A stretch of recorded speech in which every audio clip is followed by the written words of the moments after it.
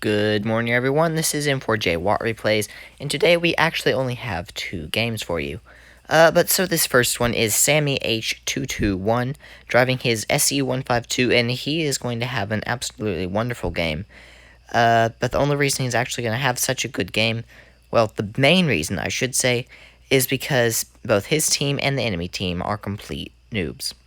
So he starts off this game, manages to one-shot the AMX-12T, and now he is going to stay here, capture base C, and start to push to the middle.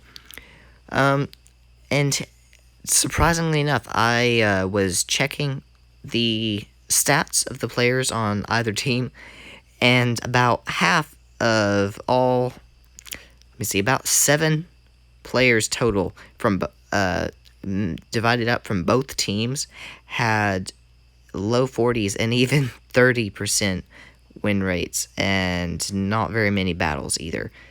So clearly, yeah, but neither of the teams were very good, and that is the main factor that is going to contribute to how good of a game he manages to get.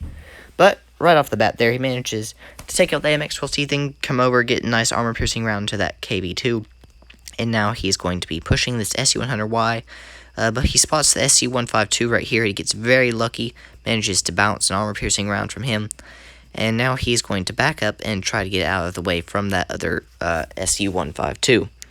So he's just going to back up here, paying close attention to both of these TDs because he does not want to take a shot from either one of them. He's going to come over, loads HE, gets a nice 996 roll there, leaving him only 4 health, and he blocks another armor-piercing round from that SU-152. So he's got 3 seconds left on the reload. He's backing up, and he's going to turn, take that one SU out, and now he can turn his attention to the SU-100Y. So he's going to finish up his reload and go ahead and start pushing forward here. And the SU is a one-shot now, so he's going to switch to the heat, come around the corner, or switch to the armor-piercing, and take him out. And now he is going to come up behind those heavy tanks, the AT-7, the T-29, and the M6. And his team has not left the B area the entire time, and his Churchill 7, I believe, I have no idea what he's doing. He's all the way on the other side of the map, just sitting there. He comes around the corner, takes out that T-29. The VK 30.02D is trying. The Jagdpanzer 4 is trying. But I have no idea what the Churchill 7 is doing. But he's going to come up behind this AT-7. Can't penetrate him with the HE. But he's going to go for that splash right there. He's going to back up, try to get that shot off. But he's just going to... Fortunately, the AT-7 misses.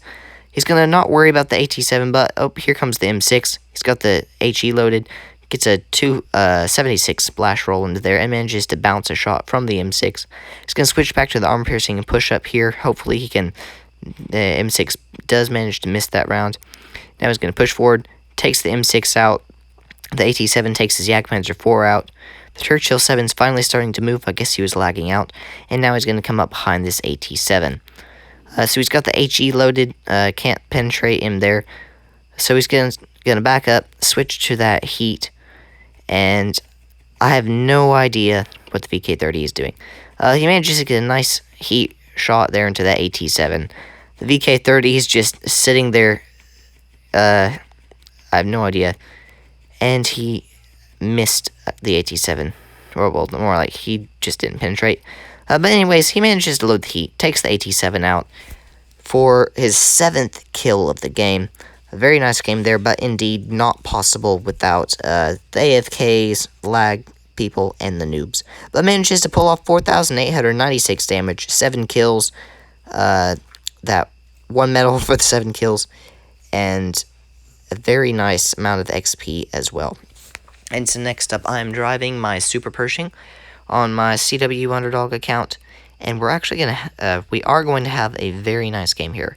But right off the bat, we come up, spot that Panther, and he is running the 8.8 centimeter gun rather than the long 75 millimeter gun. So we see this M6 here try to get that shot off there on the side of his turret. Unfortunately, we do miss that shot. So we're just going to back up here and try to relocate. The worst thing, in my opinion, about the Super Pershing is the fact that it has terrible gun handling. The SU-152, or ISU-152, actually managed to shoot right in the very center of our gun. He didn't hit the tank itself, but the middle of the gun barrel. And we're actually going to turn it over there, and you can see in the middle of the gun there's a shell hole there. But we're going to push forward here. That Panther's right there. There is an example of that terrible gun handling. Completely flubbed that shot. We're going to focus on this Indian Panzer. Managed to get one shot off on there. I think that the Progetto is going to take him out. No, we are going to take him out. And now me and the Progetto are going to push this Panther. So we managed to get a nice shot there into his lower plate. And we're just going to push forward, go ram him for a little bit, and we take him out. So now we're going to turn over here. It's a 4 versus 4, and we need to focus this M6A2E1. Unfortunately, I did prevent that Progetto from backing out. But we're just going to sit here and try to bait a shot from this M6. I know he can't penetrate my front. I just saw there that either he or the ISU, most likely the ISU, just shot and missed. So we're going to come around from behind where the ISU cannot get to us. And the ISU just says in chat why I keep missing there. But we come around behind this M6. Managed to penetrate that shot. I have no idea how we managed to penetrate that. But we're going to come around behind him and farm some damage while our Progetto is trying to get him. I have no idea where that round went. Unfortunately, I do block my Progetto here, but he gets very lucky, manages to bounce that shot. And we're just going to sit here, side hug this M6, get another shot, take his track off. And unfortunately, we end up ramming our Progetto, getting him stuck and killing him. But we managed to take out that M6. So sorry about that Progetto. But at least we managed to take out the M6.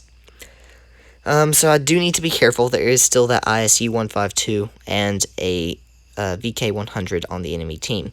So we're going to come around over here and see if we can't get any side shots there on the ISU-152, or not the ISU, sorry, the VK-100, while he's distracted by our RHM. So we're going to poke up this ridge here. There's that VK-100.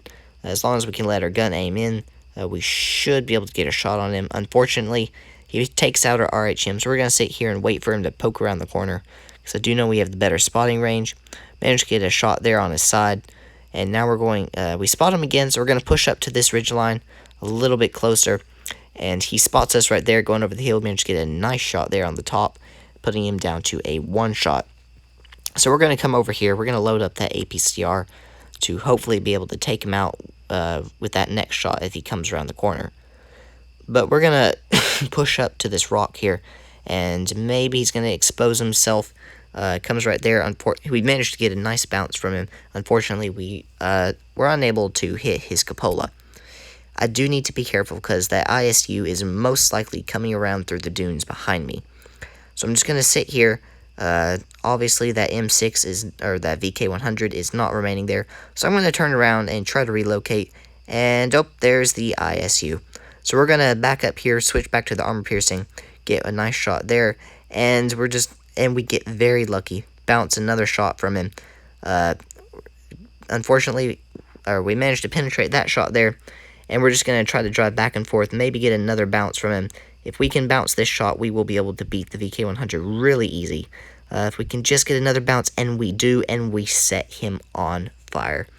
And here comes the VK-100 behind us. So we've got the APCR loaded, turn around, and we take him out. So a very nice game there. I feel really bad for the ISU-152. He just completely missed all of his shots. RNG was just not on his side. But I managed to get a nice carry there in my Super Pershing. Mastery class badge, 3,323 damage, 5 kills, and 1,284 base XP. So if you like this video, please drop a thumbs up down below. And if you haven't subscribed already, go ahead and hit that subscribe button down below. This is M4J Watt Replays, over and out.